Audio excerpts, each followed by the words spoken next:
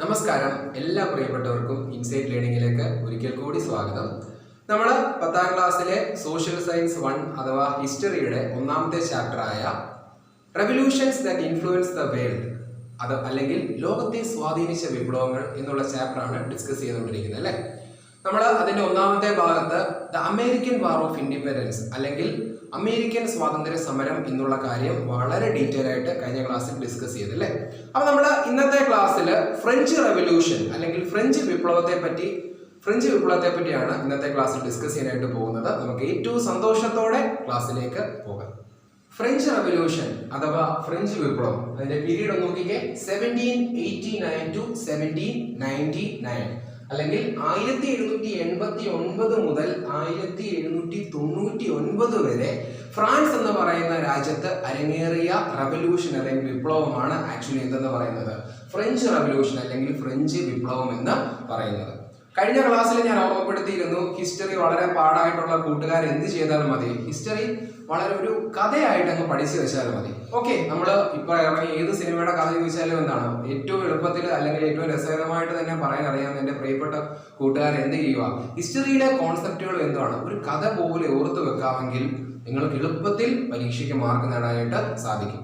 ഇപ്പൊ നിങ്ങൾക്ക് ഇത് ബുദ്ധിമുട്ടായിട്ട് തോന്നുന്നതിന്റെ ഒന്നാമത്തെ പ്രശ്നം എന്ന് പറഞ്ഞിട്ടുണ്ടെങ്കിൽ, ഇത് കാണുന്ന മെജോറിറ്റി സ്റ്റുഡൻസിനും ഹിസ്റ്ററി അല്ലെങ്കിൽ സോഷ്യൽ സയൻസ് എന്ന് പറയുന്ന സബ്ജക്ട് ഇഷ്ടമല്ല. പിന്നെ എന്താണ് 10ാം ക്ലാസ്സിൽ ഒരു ജനറൽ സബ്ജക്ട് ആയതുകൊണ്ട് മാത്രം ഇഷ്ടക്കേട് ഉണ്ടായിട്ട് പോലും അതങ്ങ് പഠിക്കുകയാണ് അല്ലേ. നിങ്ങൾ ഒന്ന് ഓർക്കുക, നമ്മുടെ 10 A+ ഒരു A+ എന്തിന്റെയാണ്? സോഷ്യൽ സയൻസിന്റെയാണ്. അപ്പൊ ആ ഒരു തിരിച്ചറിവും ആ ഒരു ചിന്തയോടെയും ആത്മാർത്ഥതയോടും കൂടി പഠിച്ചാൽ മാത്രമേ എന്തിന് A+ കിട്ടത്തുള്ളൂ? സോഷ്യൽ സയൻസിനും A+ കിട്ടത്തുള്ളൂ. എന്നാൽ മാത്രമേ നമ്മുടെ ഒരു ഫിഗർ തികയ്ക്കാൻ പറ്റത്തുള്ളൂ. എത്ര A+? 10 A+ എന്നുള്ള ഫിഗർ തികയ്ക്കാനായിട്ട് പറ്റത്തുള്ളൂ. ഓക്കെ, അപ്പം അത്രയധികം സീരിയസ് ആയിട്ട് എടുക്കുക. 80 മാർക്കിന്റെ ചോദ്യങ്ങൾ ഉറപ്പായിട്ട് ഇതിൽ നിന്നുണ്ടാകും, സോഷ്യൽ സയൻസിൽ നിന്ന് ഉണ്ടാകും. അപ്പൊ ഹിസ്റ്ററി എന്ന് പറയുന്ന സബ്ജക്ട് പഠിക്കാൻ ഏറ്റവും എളുപ്പം ഒരു കഥ പോലെ നിങ്ങളങ്ങ് ഓർത്തു വെക്കും. അപ്പൊ നമ്മുടെ ഈ കഥ നടക്കുന്നത് എവിടെയാണ്? ഫ്രാൻസിലാണ് അല്ലെ. ഫ്രാൻസ് എന്ന് പറയുന്ന രാജ്യം പണ്ടായാലും ഇന്നായാലും യൂറോപ്പിലെ ഏറ്റവും പ്രമുഖമായ ഒരു രാജ്യം തന്നെയാണ് ഇതെന്ന് പറയുന്നത്, ഫ്രാൻസ് എന്ന് പറയുന്നത്. അവിടെ അരങ്ങേറിയ റെവല്യൂഷനാണ് എന്തെന്ന് പറയുന്നത് ഫ്രഞ്ച് റെവല്യൂഷൻ എന്ന് പറയുന്നത്. ഇനി അതിലേക്ക് നയിച്ച കാരണങ്ങളാണ് പറയുന്നത്. ഇത്തരത്തിലൊരു റെവല്യൂഷൻ അല്ലെങ്കിൽ വിപ്ലവം ഫ്രാൻസിൽ എന്തുകൊണ്ട് അരങ്ങേറി, അതിലേക്ക് നയിച്ച കാരണങ്ങളാണ് നമ്മൾ ഇനി അടുത്തത് പറയാനായിട്ട് പോകുന്നത്. ഫ്രാൻസ് 17ാം നൂറ്റാണ്ടിലും 18ാം നൂറ്റാണ്ടിലും ഭരിച്ചുകൊണ്ടിരുന്ന രാജാക്കന്മാര് വളരെയധികം ഓട്ടോക്രാറ്റിക് ആയിട്ടുള്ള റൂളേഴ്സ് ആയിരുന്നു. ഓട്ടോക്രാറ്റിക് എന്ന വാക്കിന്റെ അർത്ഥം വളരെ സ്വേച്ഛാധിപതികളായിരുന്നു എന്ന് പറഞ്ഞിട്ടുണ്ടെങ്കിൽ അവരെ ചോദ്യം ചെയ്യാൻ മറ്റാർക്കും അധികാരമില്ല. അവരെന്ത് കാണിച്ചാലും മറ്റാരും അതിനെ ചോദ്യം ചെയ്യാൻ പാടില്ല. അത്തരത്തിലൊരു ഭരണമായിരുന്നു 17ാം നൂറ്റാണ്ടിലും 18ാം നൂറ്റാണ്ടിലും ഇവിടെ നടന്നത്, ഫ്രാൻസ് എന്ന് പറയുന്ന രാജ്യത്ത് നടന്നത്. ഒപ്പം തന്നെ ഈ രാജാക്കന്മാര് വളരെയധികം സ്ക്വാണ്ടേഴ്സ് ആയിരുന്നു. സ്ക്വാണ്ടേഴ്സ് എന്ന് പറഞ്ഞിട്ടുണ്ടെങ്കിൽ ധൂർത്തന്മാരാണ്. ഓക്കെ, സ്ക്വാണ്ടേഴ്സിന്റെ സ്പെല്ലിംഗ് ഞാൻ ഇവിടെ നേരി കാണിക്കാം. സ്ക്വാണ്ടേഴ്സ് എന്ന് പറഞ്ഞിട്ടുണ്ടെങ്കിൽ വളരെ ധൂർത്തന്മാരുമായിരുന്നു. അപ്പം അധികാരമോഹികളും ധൂർത്തന്മാരുമായ രാജാക്കന്മാരായിരുന്നു ഫ്രാൻസ് 17ാം നൂറ്റാണ്ടിലും 18ാം നൂറ്റാണ്ടിലും ഭരിച്ചുകൊണ്ടിരുന്നത്. അപ്പൊ അവരുടെ രാജ്ഞിമാരും അല്ലെങ്കിൽ ഭാര്യമാരും എന്താണ് വളരെയധികം അധികാരമോഹികളും ധൂർത്ത് പുത്രികളും ഒക്കെ ആയിരുന്നു. അപ്പം അവർക്ക് ജനങ്ങളെ പറ്റി ഒരു കരുതലും ഒന്നും ഇല്ലായിരുന്നു. അപ്പം അതുകൊണ്ട് തന്നെ രാജാവും രാജ്യവും ജനങ്ങളെ പറ്റി ഒരു കരുതലുമില്ലാതെ ഭരിക്കാൻ തുടങ്ങിയപ്പോൾ എന്താണ് ഫ്രാൻസിൽ ഉണ്ടായ ഫലമെന്ന് പറഞ്ഞിട്ടുണ്ടെങ്കിൽ, ഈ 17ാം നൂറ്റാണ്ടിലും 18ാം നൂറ്റാണ്ടിലും ലക്ഷക്കണക്കിന് ആൾക്കാരാണ് പട്ടിണി മൂലം മാത്രം ഫ്രാൻസിൽ മരിച്ചത്. ഒന്ന് ഓർത്ത് നോക്കിക്കേ, പട്ടിണി കിടന്നിട്ട് മാത്രം ലക്ഷക്കണക്കിന് ആൾക്കാർ ഫ്രാൻസിൽ മരണപ്പെട്ടു. ഒന്ന് ഓർത്ത് നോക്കി, ഇന്ന് ലോകത്തെ ഏറ്റവും ഡെവലപ്ഡ് ആയിട്ടുള്ള ഒരു രാജ്യമാണ് ഫ്രാൻസ്. ആ ഫ്രാൻസിലാണ് പട്ടിണി കിടന്നിട്ട് ആൾക്കാർ മരിച്ചത്. ആ അവസ്ഥ ഒന്ന് ഓർത്ത് നോക്കി.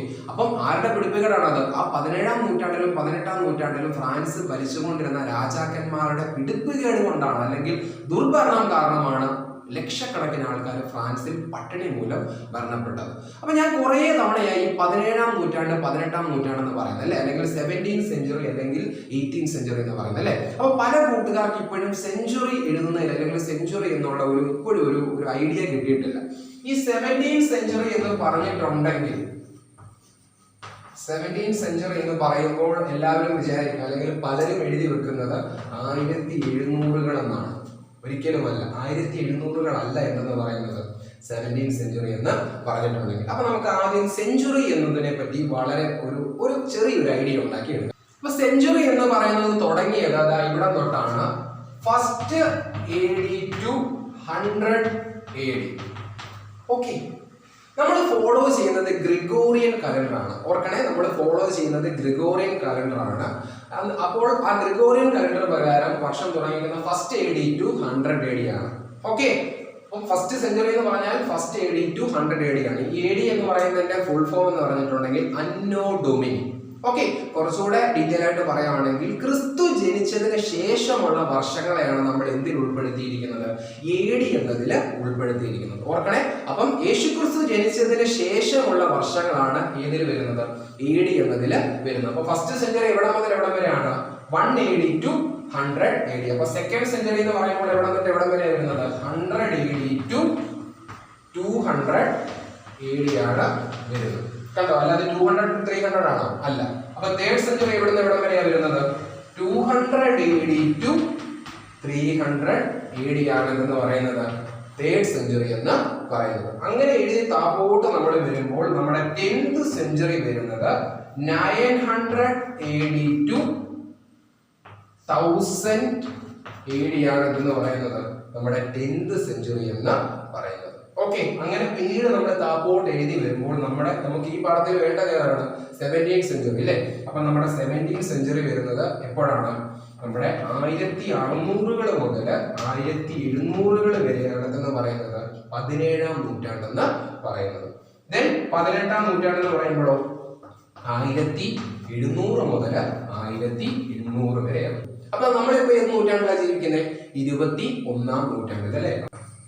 2000 മുതൽ 2100 വരെയാണെന്ന് പറയുന്നത് 21st സെഞ്ചുറി എന്ന് പറഞ്ഞിട്ടുണ്ടെങ്കിൽ. അപ്പൊ സെഞ്ചുറി എഴുതാൻ നേരത്ത് ഓർക്കുക എന്താണ്? ഒരു വർഷം പുറയിലോട്ടെ എഴുതാവും. അതായത് മീൻസ് 18ാം നൂറ്റാണ്ടാണെങ്കിൽ 1700 മുതൽ 1700 വരെയാണ്. ദെൻ 17ാം നൂറ്റാണ്ടാണെങ്കിൽ 1600 മുതൽ 1700 വരെ ആണ്. അപ്പൊ ഈ 17ാം നൂറ്റാണ്ടിലും 18ാം നൂറ്റാണ്ടിലും ഫ്രാൻസ് ഭരിച്ചുകൊണ്ടിരുന്ന രാജാക്കന്മാരായിരുന്നു എന്തെന്ന് പറയുന്നത്? വളരെ ഓട്ടോക്രാറ്റിക്കും സ്ക്വാണ്ടേഴ്സ് എന്ന് ഞാൻ കുറച്ചു മുമ്പ് സൂചിപ്പിച്ചത്. 17ാം നൂറ്റാണ്ടിലും 18ാം നൂറ്റാണ്ടിലും ഒരു വിഭാഗം ആൾക്കാർ, അതായത് രാജാക്കന്മാരും പ്രഭുക്കന്മാരും അവരുടെ ഭാര്യമാരും എന്താണ്? വളരെയധികം ലക്ഷൂറിയസ് ആയിട്ടുള്ള ലൈഫാണ് ഫ്രാൻസിൽ നടത്തിക്കൊണ്ടിരുന്നത്. എന്നാൽ ബാക്കി വരുന്ന ബഹുഭൂരിപക്ഷം ആൾക്കാരും, അതായത് 99% ആൾക്കാരും എന്താണ്? സാധാരണക്കാരാണ് ഫ്രാൻസിൽ. അവരെന്താണ്? പട്ടിണി മൂലവും അതുപോലെ തന്നെ എന്താണ് മോശം വിളകൾ കാരണവും ഒപ്പം തന്നെ എന്താണ് കന്നുകിടാക്കൾ ചത്തുപോകുന്ന പ്രശ്നങ്ങളും കാരണമൊക്കെ അവർ വളരെയധികം പ്രയാസം അനുഭവിക്കുമ്പോൾ ഇപ്പുറത്ത് 1% വരുന്ന രാജാക്കന്മാരും പ്രഭുക്കന്മാരും എന്താണ് ലക്ഷറിയസ് ആയിട്ടുള്ള ലൈഫായിരുന്നു ഇവിടെ നടത്തിക്കൊണ്ടിരുന്നത് ഫ്രാൻസിൽ 17ാം നൂറ്റാണ്ടിലും 18ാം നൂറ്റാണ്ടിലും നടത്തിക്കൊണ്ടേ ഇരുന്നത്. ഓക്കെ, അപ്പം നമുക്ക് ഈ ഒരു വ്യവസ്ഥിതി, അതായത് ഈ ഒരു സാമൂഹിക വ്യവസ്ഥിതിയെ ഫ്രാൻസിൽ 3ആയിട്ട് തരംതിരിച്ചിട്ടുണ്ടായിരുന്നു. അതായത് ഫ്രാൻസിലെ ആളുകളെ 3 എസ്റ്റേറ്റുകളായിട്ട് തിരിച്ചിട്ടുണ്ടായിരുന്നു ആ സമയത്ത്. 3 എസ്റ്റേറ്റുകൾ എന്ന് പറയുമ്പോൾ റബ്ബർ എസ്റ്റേറ്റ്, തേയില എസ്റ്റേറ്റ് ഒന്നും അല്ല കേട്ടോ. ഇങ്ങനെ തിരിച്ചിരിക്കുന്ന ജനങ്ങളെ 3 എസ്റ്റേറ്റുകളായിട്ട് തിരിച്ചിട്ടുണ്ടായിരുന്നു. ഞാനിവിടെ ഫ്രാൻസില് 17th സെഞ്ചുറിയിൽ നിലനിന്നിരുന്ന സോഷ്യൽ സ്ട്രക്ചർ ഇവിടെ എഴുതിയിട്ടുണ്ട്. ഞാൻ ഓൾറെഡി പറഞ്ഞായിരുന്നു ജനങ്ങളെ 3 എസ്റ്റേറ്റുകളായിട്ട് തിരിച്ചിട്ടുണ്ടായിരുന്നു അല്ലേ? ഫസ്റ്റ് എസ്റ്റേറ്റ് ഇൻക്ലൂഡ്സ് ക്ലർജി എന്ന് പറഞ്ഞിട്ടുണ്ടെങ്കിൽ പുരോഹിതന്മാർ. ഓക്കെ, അപ്പൊ പുരോഹിതന്മാരായിരുന്നു ഒന്നാമത്തെ എസ്റ്റേറ്റിനകത്ത് ഉൾപ്പെട്ടിരുന്നത്. നോക്കിക്കേ, അനേകം വാസ്റ്റ് ലാൻഡ്, അനേകം സ്ഥലങ്ങൾ ആർക്ക് സ്വന്തമായിട്ടുണ്ടായിരുന്നു? ഈ പുരോഹിതന്മാർക്ക് സ്വന്തമായിട്ട് ഉണ്ടായിരുന്നു. ഒപ്പം തന്നെ ടിത്തേ ടാക്സ്, ഓർക്കണേ, ടിത്തേ എന്ന് പറയുന്ന ടാക്സ് ഫാർമേഴ്സിൽ നിന്ന് അല്ലെങ്കിൽ കൃഷിക്കാരിൽ നിന്ന് ആര് കളക്ട് ചെയ്തിരുന്നു? ഈ പുരോഹിതന്മാർ അല്ലെങ്കിൽ ക്ലർജീസ് കളക്ട് ചെയ്തിരുന്നു. ഒപ്പം തന്നെ എന്താണ് ഹയർ മിലിറ്ററിയിലും ഒപ്പം തന്നെ എന്താണ് സമൂഹത്തിലും ഉന്നതമായ പൊസിഷൻസ് ആര് കൈയാളി വെച്ചിരുന്നു? ഈ ക്ലർജീസ് കൈയാളി വെച്ചിരുന്നു. ഒപ്പം തന്നെ എക്സംഷൻസ് ഫ്രം ടാക്സ്, 1 രൂപ പോലും ടാക്സ് ആയിട്ട് ആര് കൊടുക്കണ്ടായിരുന്നു? ക്ലർജീസ് രാജാവിന് ടാക്സ് ആയിട്ട് കൊടുക്കുകയും വേണ്ടായിരുന്നു. അപ്പം സമൂഹത്തിൽ രാജാവ് കഴിഞ്ഞാൽ ഏറ്റവും ഉന്നതമായ സ്ഥാനത്ത് നിൽക്കുന്ന ഒരു വിഭാഗമായിരുന്നു ക്ലർജീസ് എന്ന് പറയുന്നത്, അല്ലെങ്കിൽ പുരോഹിതന്മാരെന്ന് പറഞ്ഞാൽ. രണ്ടാമത്തെ ഇതിലേക്ക് വരുമ്പോൾ എന്താണ്? സെക്കൻഡ് എസ്റ്റേറ്റ് ഇൻക്ലൂഡ്സ് നൊബിലിറ്റി എന്ന് പറയുന്നത് പ്രഭുക്കന്മാർ. ഓക്കെ, അപ്പം പ്രഭുക്കന്മാരായിരുന്നു രണ്ടാമത്തെ എസ്റ്റേറ്റ് കൈയാളിക്കൊണ്ട് ഇരുന്നത്. അവര് മിലിറ്ററി സർവീസിൽ, അതായത് രാജാവിന്റെ മിലിറ്ററി സർവീസിലായിരുന്നു അവർ കൂടുതലായിട്ടും ശ്രദ്ധ കേന്ദ്രീകരിച്ചിരുന്നത്. ഒപ്പം തന്നെ അവരും ഈ പറയുന്ന പോലെ അനേകം ലാൻഡുകൾ സ്വന്തമായിട്ട്, അനേകം സ്ഥലങ്ങൾ ഇവർക്ക് സ്വന്തമായിട്ട് ഉണ്ടായിരുന്നു. ഒപ്പം തന്നെ എക്സംഷൻസ് ഫ്രം ടാക്സ്, ഇവരും എന്തടയ്ക്കണ്ടായിരുന്നു? ടാക്സ് അടയ്ക്കണ്ടായിരുന്നു. ഓക്കെ, അപ്പം ഫസ്റ്റ് 2 എസ്റ്റേറ്റുകൾ എന്തടയ്ക്കണ്ട? ടാക്സ് അടയ്ക്കണ്ട, മറിച്ച് ടാക്സ് ആരിൽ നിന്ന് പിരിച്ചാൽ മതി? ഈ തേർഡ് എസ്റ്റേറ്റിൽ നിന്ന് പിരിച്ചാൽ മതി. ഈ തേർഡ് എസ്റ്റേറ്റിലേക്ക് വരുമ്പോൾ ഇവിടെയാണ് കൃഷിക്കാർ, ഫാമേഴ്സും, ഒപ്പം തന്നെ ടീച്ചേഴ്സ്, ബാങ്കേഴ്സ്, ലോയേഴ്സ്, ട്രേഡേഴ്സ്, കച്ചവടക്കാരും, അധ്യാപകരും, വക്കീലന്മാരും, കലാകാരന്മാരും ഒക്കെ ഇതിനകത്തായിരുന്നു വരുന്നത്. തേർഡ് എസ്റ്റേറ്റിലായിരുന്നു വരുന്നത്. ഇവര് ടെയിലി ടാക്സ്, ഓക്കെ, ടെയിലി എന്ന് പറയുന്ന ടാക്സിന്റെ പേരായിരുന്നു കേട്ടോ ടെയിലി എന്ന് പറയുന്ന ടാക്സ് ആർക്കടക്കണമായിരുന്നു? രാജാവിന് കൊടുക്കണമായിരുന്നു. ഓർക്കണേ, അപ്പൊ ടാക്സ് അടയ്ക്കേണ്ട ഒരേ ഒരു വിഭാഗം ആരായിരുന്നു? ഈ തേർഡ് എസ്റ്റേറ്റിൽ ഉള്ളവരായിരുന്നു ടാക്സ് കൊടുക്കേണ്ടത്. ഇവർക്ക് ഉന്നതമായ പൊസിഷൻ സമൂഹത്തിൽ ഇല്ലായിരുന്നു. വളരെയധികം താഴ്ന്ന ഒരു വിഭാഗമായിരുന്നു എന്ന് പറയുന്നത് ഈ തേർഡ് എസ്റ്റേറ്റ് എന്ന് പറയുന്നത്. സമൂഹത്തിൽ യാതൊരു വിധമായ അവകാശങ്ങളോ സ്വാതന്ത്ര്യമോ അധികാരങ്ങളോ ഒന്നുമില്ലാത്ത ഒരു വിഭാഗം ആൾക്കാരായിരുന്നു ഇവിടെ ഉണ്ടായിരുന്നത് തേർഡ് എസ്റ്റേറ്റിൽ. തേർഡ് എസ്റ്റേറ്റിൽ ആരൊക്കെയായിരുന്നു ഉണ്ടായിരുന്നത്? Teachers, bankers, lawyers, then farmers and craftsmen. ഇവരൊക്കെയായിരുന്നു ഏത് എസ്റ്റേറ്റിൽ ഉണ്ടായിരുന്നത്? തേർഡ് എസ്റ്റേറ്റിൽ ഉണ്ടായിരുന്നത്. അപ്പൊ ഇതായിരുന്നു നമ്മുടെ ഫ്രാൻസിലെ ഒരു സോഷ്യൽ സ്ട്രക്ചർ അല്ലെങ്കിൽ ഒരു സാമൂഹിക ഘടന എന്ന് പറഞ്ഞാൽ. അപ്പൊ നമ്മൾ കഴിഞ്ഞ ക്ലാസ്സിൽ അമേരിക്കയുടെ കാര്യം പഠിച്ചായിരുന്നു അല്ലെ. അമേരിക്ക എന്ന് പറയുന്ന സ്ഥലത്തെ വില്ലന്മാരായിരുന്നു, അമേരിക്കൻ കോളനീസിലെ വില്ലന്മാരായിരുന്നു ബ്രിട്ടീഷുകാരായിരുന്നു അല്ലെ. ബ്രിട്ടീഷുകാരായിരുന്നു അവരെ കോളനീസ് ആയിട്ട് ഭരിച്ചുകൊണ്ടിരുന്നത് അല്ലെ. അപ്പം ഇവിടുത്തെ വില്ലന്മാരാരാണ്? ഇവിടുത്തെ രാജാക്കന്മാരാണ്. രാജാക്കന്മാരും ഈ പറഞ്ഞ പോലെ പ്രഭുക്കന്മാരും പുരോഹിതന്മാരുമായിരുന്നു ഏത് കഥയിലെ വില്ലന്മാര്? ഈ ഫ്രഞ്ച് റവല്യൂഷൻ എന്ന് പറയുന്ന കഥയിലെ വില്ലന്മാരെന്ന് പറഞ്ഞാൽ ഇവിടുത്തെ നായകന്മാരാരാണ്? ഈ തേർഡ് എസ്റ്റേറ്റിലെ ആൾക്കാർ. അപ്പം നമ്മൾ ഈ കഥയിൽ എന്തൊക്കെ കാര്യങ്ങൾ പറഞ്ഞു? ഇവിടുത്തെ രാജാക്കന്മാരായിട്ടുള്ള വില്ലന്മാരെ പറ്റി പറഞ്ഞു. രാജാക്കന്മാരും അതുപോലെ തന്നെ അവരുടെ ഭാര്യമാരും പ്രഭുക്കന്മാരും പുരോഹിതന്മാരും ഒക്കെ അവിടുത്തെ ഈ കഥയിലെ വില്ലന്മാരാണ് അല്ലെ. അപ്പൊ ഇവിടുത്തെ നായകന്മാർ ആരാണ്? അല്ലെ കഷ്ടത അനുഭവിക്കുന്ന വിഭാഗം ആൾക്കാർ ആരാണ്? ഫാമേഴ്സ്, കൃഷിക്കാര്, ലോയേഴ്സ്, വക്കീലന്മാര്, ടീച്ചേഴ്സ്, അധ്യാപകര്, അങ്ങനെ സമൂഹത്തിലെ താഴെത്തട്ടിലുള്ളവരെല്ലാം ഇവിടുത്തെ നായകന്മാരായിട്ട് നമുക്ക് അങ്ങ് സങ്കല്പിക്കാം. അപ്പം ഈ രാജ്യത്തെ അടുത്ത പ്രതിസന്ധി എന്തായിരുന്നു? ഒന്നാമത്തെ ആൾക്കാരുടെ പൈസയില്ല. അതായത് രാജാക്കന്മാരുടെയും പ്രഭുക്കന്മാരുടെ വെച്ച് ബാക്കി ഈ പറഞ്ഞ പോലെ ടീച്ചേഴ്സിന്റെയോ ഫാമേഴ്സിന്റെയോ ഒരു രൂപ പോലും പൈസ ഇല്ല. പിന്നെ ഫാമേഴ്സിന്റെ പ്രശ്നം എന്ന് പറഞ്ഞിട്ട് കണ്ടിന്യൂസ് ആയിട്ട് ലോ ഹാർവസ്റ്റ് ആണ്, കുറഞ്ഞ വിളകൾ മാത്രമാണ് വർഷങ്ങളായിട്ട് അവർക്ക് ലഭിച്ചുകൊണ്ട് ഇരിക്കുന്നത്. പിന്നെ അവരുടെ കൂട്ടങ്ങളെല്ലാം എന്താണ്? മാറാ രോഗങ്ങൾ മൂലം ചത്തൊടുങ്ങുന്നു. ഒപ്പം തന്നെ എന്താണ്? ഈ പ്രശ്നങ്ങളൊക്കെ ഉണ്ടായിട്ട് പോലും, പിന്നെ വരൾച്ച, ഡ്രോട്ട്, ഇത്തരം പ്രശ്നങ്ങൾ ഉണ്ടായിട്ട് പോലും ഇവരെ പിന്നെയും ആർക്ക് ടാക്സ് കൊടുക്കണമായിരുന്നു? രാജാവിന് പിന്നെയും ടാക്സ് കൊടുക്കണമായിരുന്നു. നോർത്ത് നോക്കിക്കേ, പട്ടിണി മൂലം മരണപ്പെട്ടുകൊണ്ടിരിക്കും, എന്നിട്ടും പിന്നെയും രാജാവ് ഇവരുടെ കാര്യം നോക്കാതെ ഇവരുടെ നിന്ന് പിന്നെയും ടാക്സ് എടുത്തുകൊണ്ടേ ഇരിക്കുകയാണ്. അപ്പൊ അങ്ങനെ മൊത്തം ഈ രാജാവിനോടും പ്രഭുക്കന്മാരോടും രാജ്യം മുഴുവൻ എന്താണ്? ഒരു അമർഷവും ദേഷ്യവും ഒക്കെ ആയിരിക്കുന്ന സമയത്താണ് റെനൈസൻസ് ചിന്തകൾ ഇവിടേക്ക് വരുന്നത്, ഈ ഫ്രാൻസിലേക്കും അലയടിച്ച് വന്നത്. അതായത് അല്ലെങ്കിൽ നവോത്ഥാന ചിന്തകൾ ഫ്രാൻസിലേക്ക് വന്നത്. അപ്പൊ റെനൈസൻസ് ഞാൻ ഓൾറെഡി കഴിഞ്ഞ ക്ലാസ്സിൽ പറഞ്ഞായിരുന്നു. റെനൈസൻസ് അല്ലെങ്കിൽ നവോത്ഥാനം എന്ന് പറയുമ്പോൾ ഓർത്തോണം, ലിബർട്ടി, സ്വാതന്ത്ര്യം, ഇക്വാളിറ്റി അല്ലെങ്കിൽ സമത്വം, ഫണ്ടമെന്റൽ റൈറ്റ്സ്, മൗലിക അവകാശങ്ങൾ, ഹ്യൂമനിസം, മാനവികത, ഈ 4 കാര്യങ്ങളാണ് ഇതിനെ പറ്റി ഓർക്കേണ്ടത്, റെനൈസൻസിനെ പറ്റി ഓർക്കേണ്ടത്. അപ്പൊ ഈ ചിന്തകൾ എങ്ങോട്ടും അലയടിക്കാൻ തുടങ്ങി? ഫ്രാൻസിലേക്കും അലയടിക്കാനായിട്ട് തുടങ്ങി. അപ്പം അതിലേക്ക് വഴി വെച്ച കുറച്ച് ചിന്തകന്മാരെ പറ്റിയാണ് നമ്മൾ ഇനി അടുത്തത് പഠിക്കാനായിട്ട് പോകുന്നത്.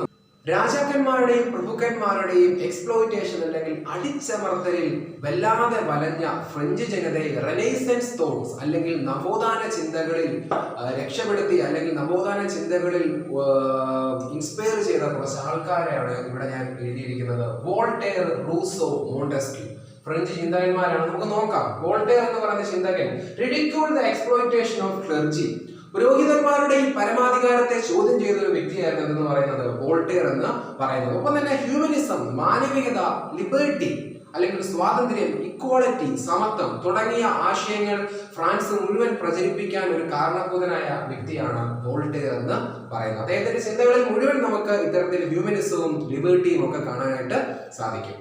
രണ്ടാമത്തെ വ്യക്തി റൂസോ. ഏറ്റവും ഇമ്പോർട്ടന്റ് ആണ് റൂസോയെ പറ്റി പഠിക്കേണ്ടത് നമുക്ക്. റൂസോയുടെ ഒരു ഫേമസ് കോട്ട് ഉണ്ട്, ലോക പ്രശസ്തമായിട്ട് ഒരു കോട്ടാണ്.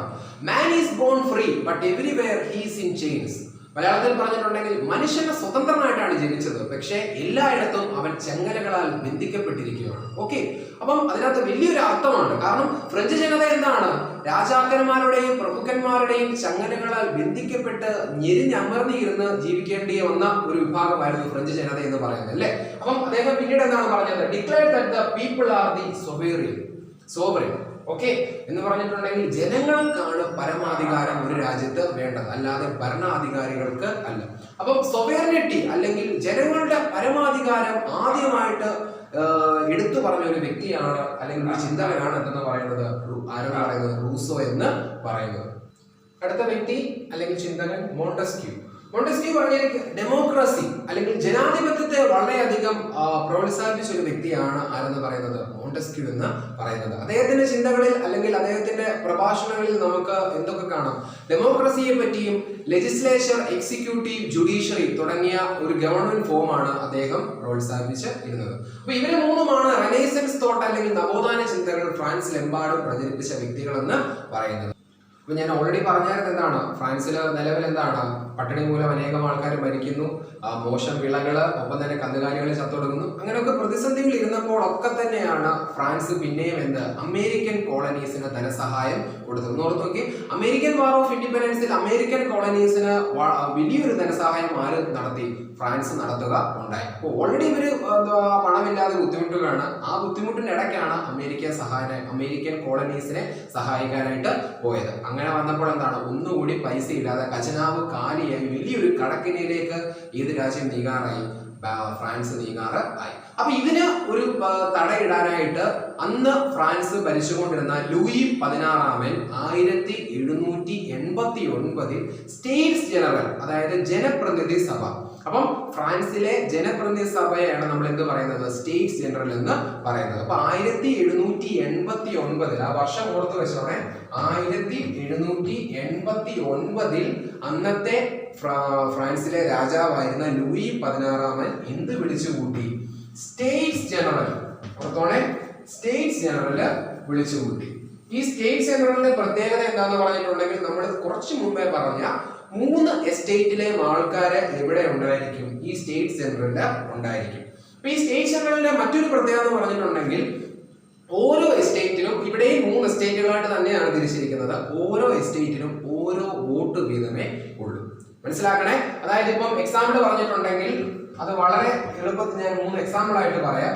ഫസ്റ്റ് എസ്റ്റേറ്റിനെ സംബന്ധിച്ച് അവിടെ മൊത്തം ഈ സ്റ്റേറ്റ് സെൻട്രലില് 285 പേരായിരുന്നു ഉണ്ടായിരുന്നത്. അപ്പം ഫസ്റ്റ് എസ്റ്റേറ്റിനെ പ്രതിനിധീകരിച്ച് ഈ സ്റ്റേറ്റ് സെൻട്രലിൽ എത്ര ആൾക്കാരുണ്ടായിരുന്നു? 285 ആൾക്കാര് ഉണ്ടായിരുന്നു. ദെൻ സെക്കൻഡ് എസ്റ്റേറ്റിലേക്ക് വരികയാണെങ്കിൽ മൊത്തം 308 പേരായിരുന്നു സ്റ്റേറ്റ് സെൻട്രലില് ഏത് എസ്റ്റേറ്റിനെ പ്രതിനിധീകരിച്ചുണ്ടായിരുന്നത്? സെക്കൻഡ് എസ്റ്റേറ്റിനെ പ്രതിനിധീകരിച്ച് അല്ലെ റെപ്രസെന്റേറ്റ് ചെയ്ത് ഉണ്ടായിരുന്നത്. തേർഡ് എസ്റ്റേറ്റിലേക്ക് വരുവാണെങ്കിൽ ഓർത്തോണെ ഏകദേശം 621 പേര് തേർഡ് എസ്റ്റേറ്റിൽ നിന്ന് ഇവിടെ ഉണ്ടായിരുന്നു, സ്റ്റേറ്റ് സെൻട്രലില് ഉണ്ടായിരുന്നു. അപ്പം ഓരോ വ്യക്തിക്കും വോട്ട് ചെയ്യാൻ അവകാശം ഉണ്ടായിരുന്നെങ്കിൽ ആരുടെ തീരുമാനങ്ങളെ ടോപ്പിൽ വരുത്തുള്ളായിരുന്നു? തേർഡ് എസ്റ്റേറ്റിന്റെ തീരുമാനങ്ങളെ ടോപ്പിൽ വരുത്തുള്ളായിരുന്നു. പക്ഷെ ഇവിടെ അങ്ങനെയല്ല, ഓരോ എസ്റ്റേറ്റിനും ഓരോ വോട്ട് വീതമേ ഉള്ളൂ. അപ്പം ഈ 1789 ലൂയി 16 ഇത് വിളിച്ചു കൂട്ടിയപ്പോൾ, സ്റ്റേറ്റ് സെൻട്രൽ വിളിച്ചു കൂട്ടിയത് ഏകദേശം 175 വർഷത്തിന് ശേഷമാണ്. അവസാനമായിട്ട് ഇത്തരത്തിലൊരു സ്റ്റേറ്റ് സെൻട്രലില് ഫ്രാൻസിൽ നടന്നത് 1614 അവസാനത്തെ സ്റ്റേറ്റ് സെൻട്രലില് നടന്നത്. അതിനുശേഷം എന്നാ നടന്നത്? 1789 നടന്നത്. ഇത്തരത്തിൽ കടക്കണിലേക്ക് നീങ്ങുന്ന ഫ്രാൻസിനെ രക്ഷിക്കാൻ വേണ്ടി രാജാവ് ആവശ്യപ്പെട്ടു എന്താണ്? ടാക്സ് കൂട്ടണം.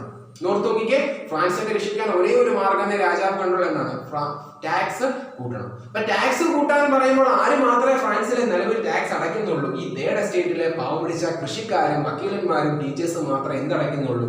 ടാക്സ് അടയ്ക്കുന്നുള്ളൂ. ബാക്കി 2 കൂട്ടര്, ഈ ക്ലർജിയും നൊബിലിറ്റിയും, പ്രഭുക്കന്മാരും പുരോഹിതന്മാരും എല്ലാം ടാക്സ് അടയ്ക്കുന്നുണ്ടോ? ഇല്ല, ഇവര് ടാക്സ് മേടിക്കുന്നവരാണ് അല്ലെ. അപ്പൊ ഈ തേർഡ് എസ്റ്റേറ്റിലെ ആൾക്കാർ മാത്രമേ എന്തടയ്ക്കുന്നുള്ളൂ? ടാക്സ് അടയ്ക്കുന്നുള്ളൂ. അപ്പൊ പിന്നെയും ടാക്സ് കൂട്ടാൻ പറയുമ്പോൾ ആരാണ് പിന്നെയും എരിഞ്ഞമരുന്ന? ആരാണ്? ഈ തേർഡ് എസ്റ്റേറ്റില് ഉള്ളവര് ആണ്.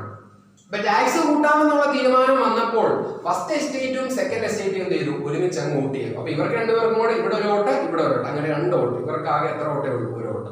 അപ്പം ഒന്നിനെതിരെ 2 വോട്ടുകൾക്ക് ടാക്സ് കൂട്ടാമെന്നുള്ള തീരുമാനം ഇവിടെ പാസ്സായി, സ്റ്റേറ്റ് സെൻട്രലില് പാസ്സായി.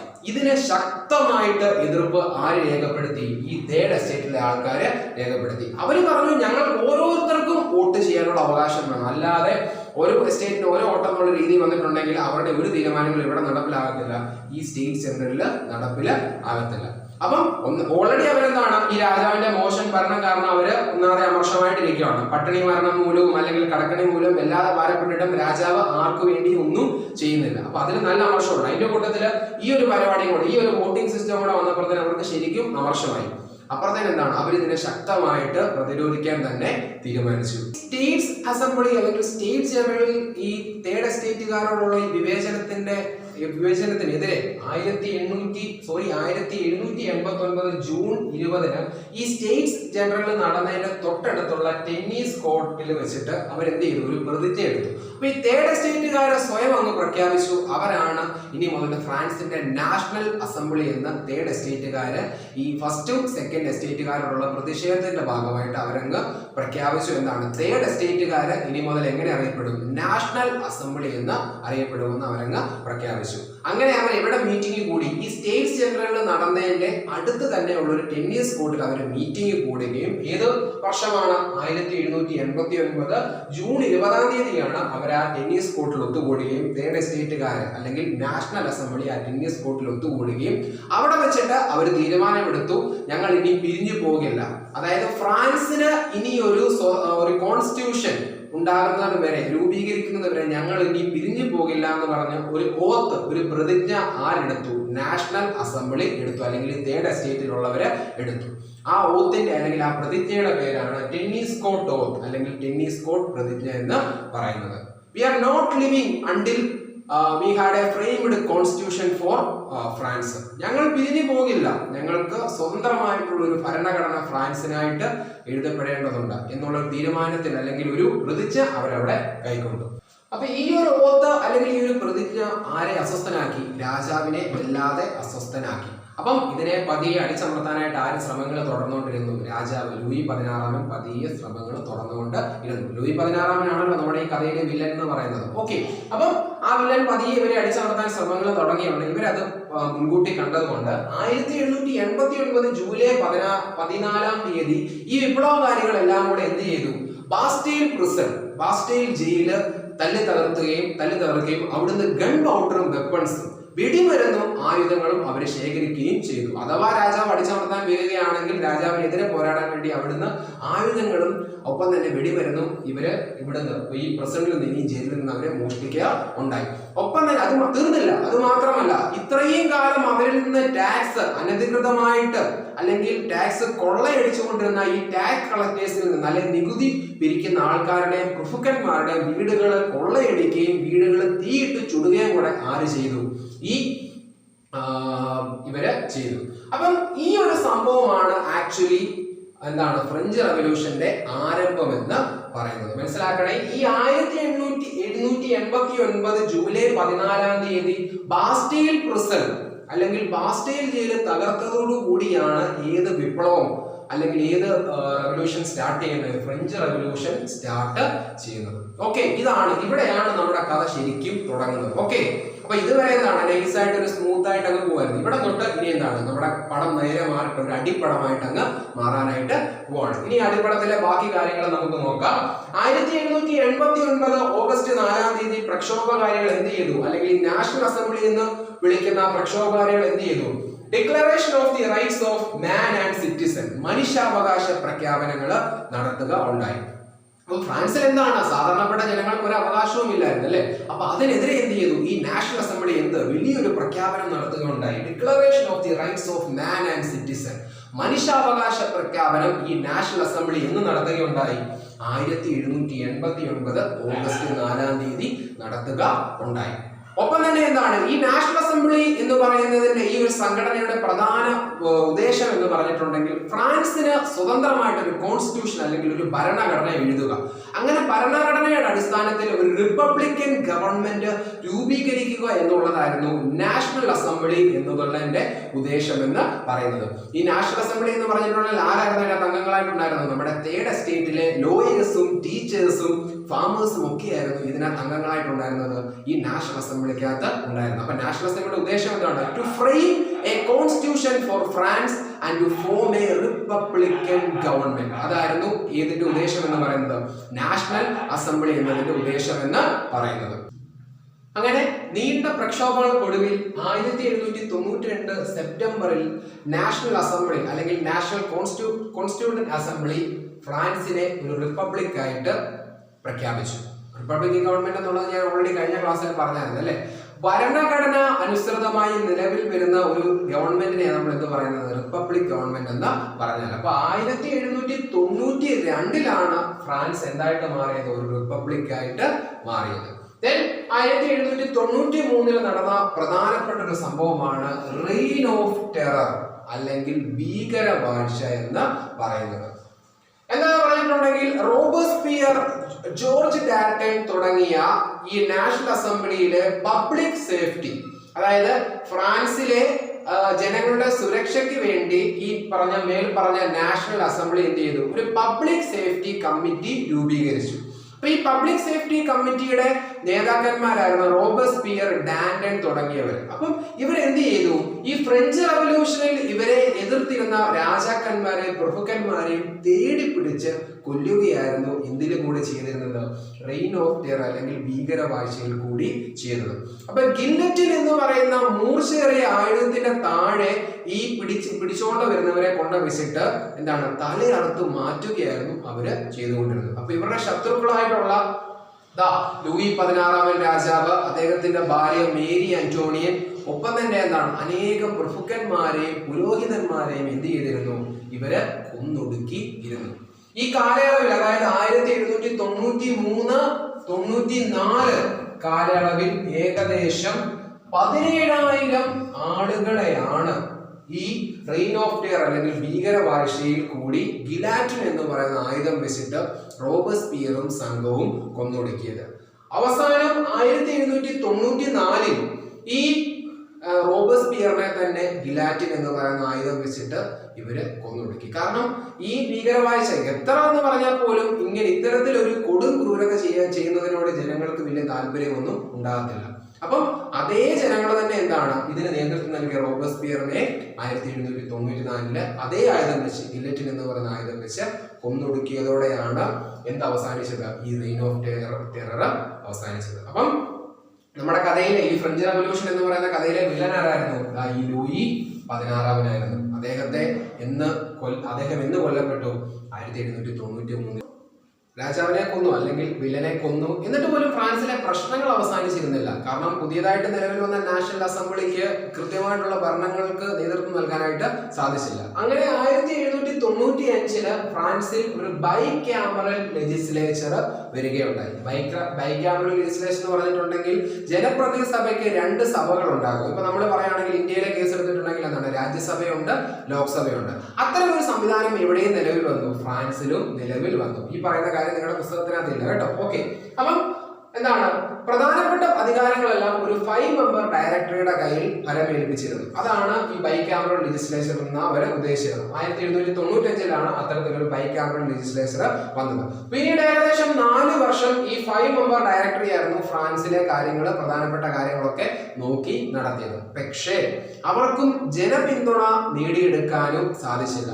വളരെയധികം വലിയ കറപ്ഷനും അല്ലെങ്കിൽ എന്താണ് അഴിമതിയും ഒപ്പം തന്നെ മോശം ഭരണവുമായിരുന്നു ആരും നടത്തിയിരുന്നത്? ഈ 5 മെമ്പർ ഡയറക്ടറിയും നടത്തിയിരുന്നത്. അപ്പൊ എന്താണ് അവർക്കും എന്താണ് വലിയ പൈസ ഒന്നും എടുത്ത് ചെലവാക്കാനൊന്നുമില്ലായിരുന്നു. കാരണം ഓൾറെഡി എന്താണ് ഫ്രാൻസ് വലിയൊരു കടക്കണിയിലായിരുന്നു. അപ്പൊ അങ്ങനെ കടക്കണിയിൽ നിൽക്കുന്ന അല്ലെങ്കിൽ നിന്ന ഒരു രാജ്യത്തെ അതിൽ നിന്ന് രക്ഷിക്കാനായിട്ട് ആർക്കും സാധിച്ചില്ല. ഈ 5 മെമ്പർ ഡയറക്ടറിക്കും സാധിച്ചില്ല.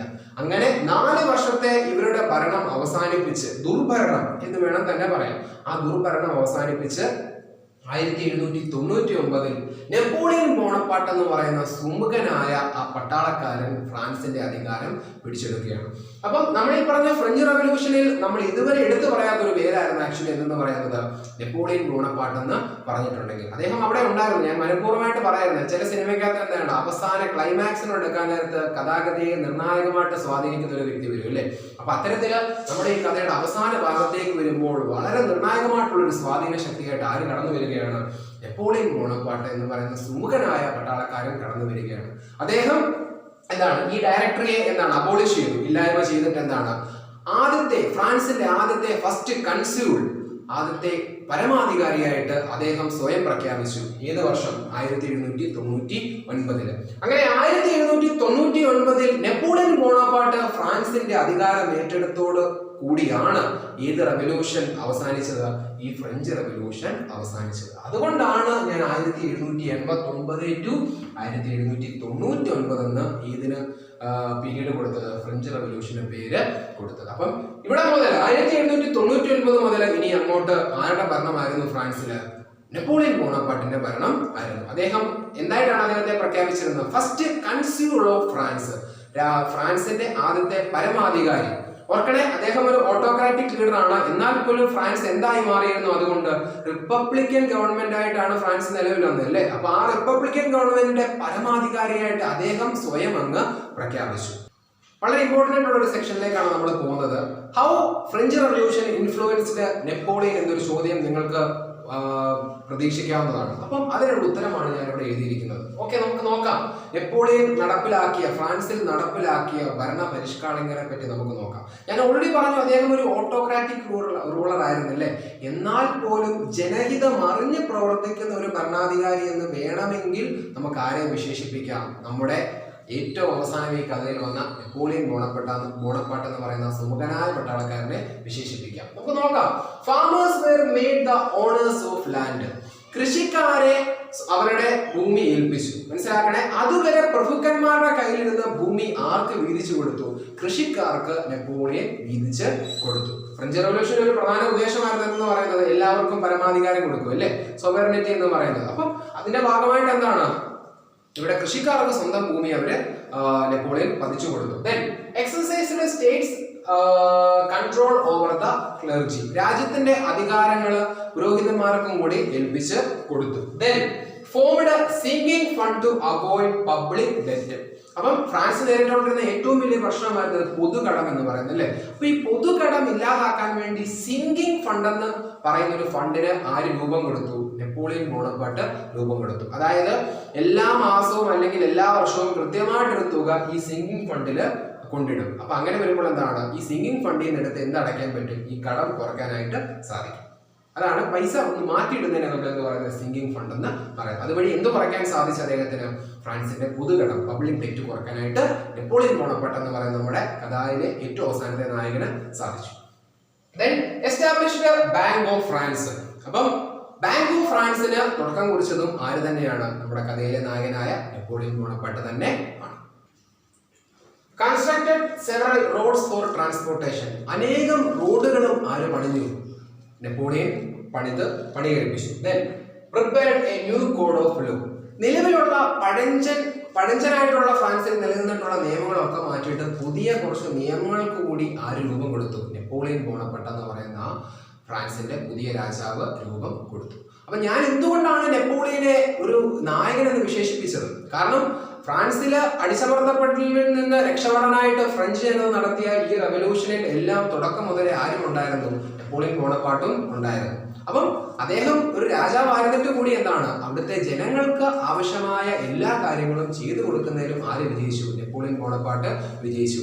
ഒപ്പം തന്നെ ഫ്രാൻസിനെതിരെ യുദ്ധം ചെയ്യാൻ തയ്യാറായി നിന്ന ഇംഗ്ലണ്ടിനെ ഒരു തരത്തിൽ തുരത്തി ഓടിച്ചതും ആരുടെ ഭരണത്തിന് കീഴിൽ തന്നെയാണ്? ഈ നെപ്പോളിയൻ ബോണപ്പാർട്ടിന്റെ ഭരണത്തിന് കീഴിൽ തന്നെയാണ്. അതുകൊണ്ട് അങ്ങനെ ഇരിക്കുമ്പോഴാണ് മൊത്തം യൂറോപ്പിലേക്കും അദ്ദേഹം തന്റെ അധികാരം എത്തിക്കാനായിട്ട് ശ്രദ്ധ കേന്ദ്രീകരിച്ചു. അപ്പം ഒരു ചക്രവർത്തി അല്ലെങ്കിൽ ഒരു എംപറർ ആകാനായിട്ടായിരുന്നു ആരുടെ ഉദ്ദേശം എന്ന് പറയുന്നത്? നെപ്പോളിയൻ ബോണപ്പാർട്ടിന്റെ ഉദ്ദേശം എന്ന് പറയുന്നത്. അങ്ങനെ അദ്ദേഹം എന്താണ് യൂറോപ്പിലെ മറ്റ് രാജ്യങ്ങൾ പിടിച്ചടക്കാനായിട്ട് ശ്രമങ്ങൾ തുറന്നുകൊണ്ടേ ഇരുന്നു. അതിന്റെ ഭാഗമായിട്ട് ഒരുപാട് രാജ്യങ്ങൾ അദ്ദേഹം പിടിച്ചടക്കുകയൊക്കെ ചെയ്തു. പക്ഷേ ഇംഗ്ലണ്ടിന്റെ സഹായത്തോടെ 3-4 യൂറോപ്യൻ രാജ്യങ്ങൾ ചേർന്ന് 1815 വാട്ടർലൂ യുദ്ധത്തിൽ അദ്ദേഹം പരാജയപ്പെടുക ഉണ്ടായി.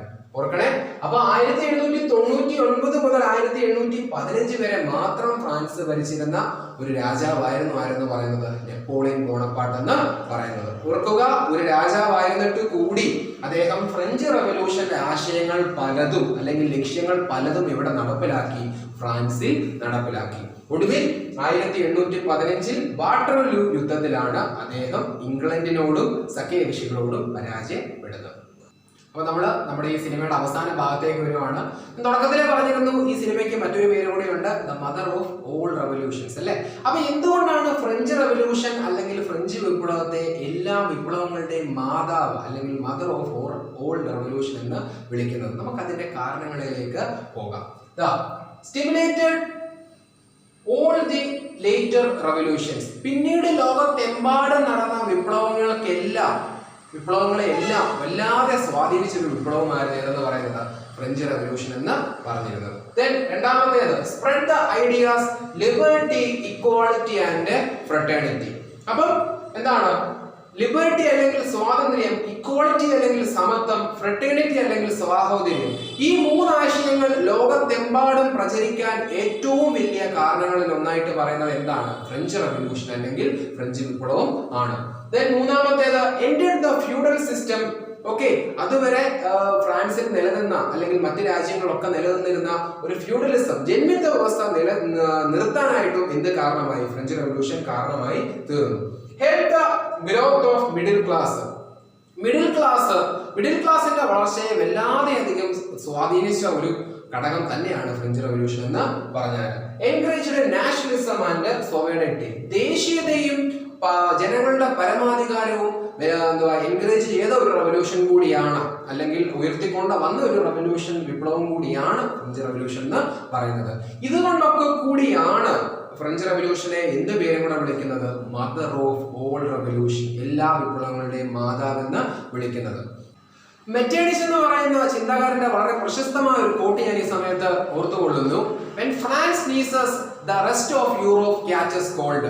ഫ്രാൻസിന് തുമ്മലാണെങ്കിൽ ബാക്കി വരുന്ന യൂറോപ്യൻ കൺട്രീസിന് ആകെ പനി പിടിക്കും എന്നാണ് വളരെ ലളിതമായിട്ട് മലയാളത്തിൽ പറഞ്ഞിട്ടുണ്ടെങ്കിൽ. അതിന് കാരണം മറ്റൊന്നുമല്ല, ഈ ഫ്രഞ്ച് റെവല്യൂഷൻ മറ്റ് ലോകരാഷ്ട്രങ്ങളെയും അല്ലെങ്കിൽ മറ്റ് യൂറോപ്യൻ കൺട്രീസിനെയും വല്ലാതെ സ്വാധീനിച്ച ഒരു ഒന്ന് തന്നെ ആണ്. കാരണം ഈ ലിബർട്ടി, ഇക്വാളിറ്റി, ഫ്രട്ടേണിറ്റി, ഈ മൂന്ന് കാര്യങ്ങൾ യൂറോപ്പിലെമ്പാടും അലയടിക്കാൻ ഒരു പ്രധാന കാരണം ഇത് തന്നെയാണ്, ഈ ഫ്രഞ്ച് റെവല്യൂഷൻ തന്നെ ആണ്. This is the reason why French revolution is also known as mother of all revolution. അപ്പൊ ഇന്നത്തെ കഥ എല്ലാവർക്കും ഇഷ്ടപ്പെട്ടെന്ന് കരുതുന്നു. ഇഷ്ടപ്പെട്ടെങ്കിൽ തീർച്ചയായിട്ടും നിങ്ങൾ ലൈക്ക് ചെയ്യുക. സംശയങ്ങളുള്ളത് നിർബന്ധമായിട്ട് കമന്റ് ബോക്സിൽ രേഖപ്പെടുത്തുക. ഉറപ്പായിട്ടും അതിന് മറുപടി നൽകുന്നതായിരിക്കും. ഇതുവരെയുള്ള എല്ലാ സംശയങ്ങൾക്കും മറുപടി നൽകിയിട്ടുണ്ട്. ഉറപ്പായിട്ടും നിങ്ങളുടെ സംശയങ്ങൾക്ക് മറുപടി നൽകുന്നതായിരിക്കും. തുടർന്നും ഞങ്ങളുടെ ക്ലാസ്സുകൾ കാണുക. എല്ലാ സബ്ജക്റ്റിന്റെയും ക്ലാസ്സുകൾ കാണുക. മാത്സ് ആയാലും ഫിസിക്സ് ആയാലും ഇംഗ്ലീഷ് ആയാലും കെമിസ്ട്രി ആയാലും എല്ലാ സബ്ജക്റ്റിന്റെയും ക്ലാസ്സുകൾ തുടർന്നും കാണുക, സപ്പോർട്ട് ചെയ്യുക. എല്ലാവരും സന്തോഷമായിട്ടിരിക്കുക, സേഫ് ആയിട്ടിരിക്കുക. Thank you.